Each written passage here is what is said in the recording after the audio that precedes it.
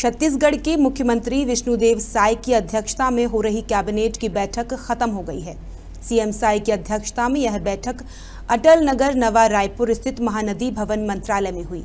इस बैठक में कई अहम मुद्दों पर चर्चा के बाद मोहर लगाई गई। प्रदेश के डिप्टी सीएम अरुण साव ने कैबिनेट की बैठक में लिए गए फैसलों की जानकारी दी। डिप्टी सीएम अरुण साव ने कैबिनेट के फैसलों की जानकारी देते हुए बताया कि मंत्रिपरिषद ने राष्ट्रीय शिक्षा नीति के तहत बच्चों की शैक्षणिक गुणवत्ता में सुधार के लिए राज्य के शासकीय विद्यालयों में मुख्यमंत्री शिक्षा गुणवत्ता अभियान का संचालन करने का अहम निर्णय लिया गया।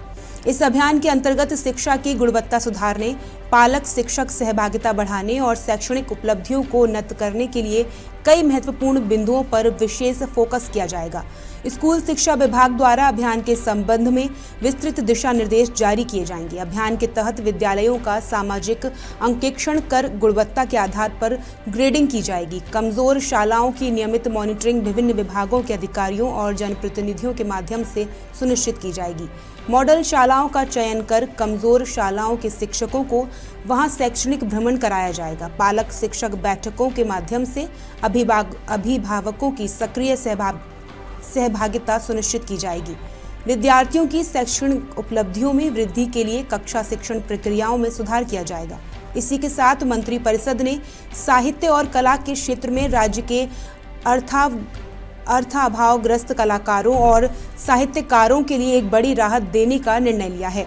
विधानसभा बजट सत्र में की गई घोषणा के परिपालन में अब कलाकारों को दी जाने वाली मासिक वित्तीय सहायता को 2,000 रुपये से बढ़ाकर 5,000 रुपये प्रति माह कर दिया गया है।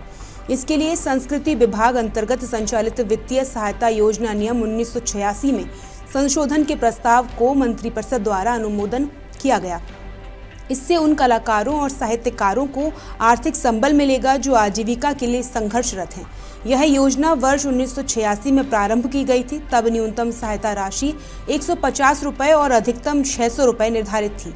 बाद में वर्ष 2007 में इसे बढ़ाकर 1,500 रुपये और फिर 2012 में 2,000 रुपये किया गया, लेकिन पिछले 12 वर्षों में कोई वृद्धि नहीं हुई थी।